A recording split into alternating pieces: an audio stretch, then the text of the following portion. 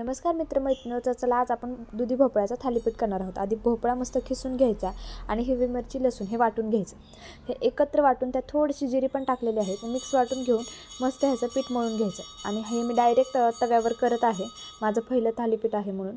हे मस्त वाटून एका साईडनं थापून घ्यायचं व्यवस्थित। हे बघू शकता तुम्ही मी कसं तेल लावून थापलेलं आहे। नंतर गॅस ऑन करून हे झाकून ठेवायचं। आता मी बाकीचे सगळे कपड्यावर थापत आहे, तुम्ही बघू शकता। आणि मस्त त्याला छोटे छोटे होल पाडायचे आणि ते थोडंसं तेल सोडायचं, जेणेकरून ते खालून चिटकत नाही। बघू शकता आपलं थालीपीठ किती छान दिसत आहे, चवीलाही खूप छान लागतं हे। आणि वरतून मस्त तूप लावत आहे मी।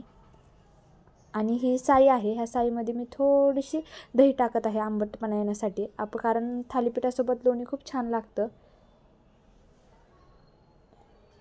बघू शकता तुम्ही हे लोणी निघालेलं आहे मस्त। आता मी लोणी काढलेलं आहे, लोणी आणि थालीपीठ खाणार आहे। तर या मंडळी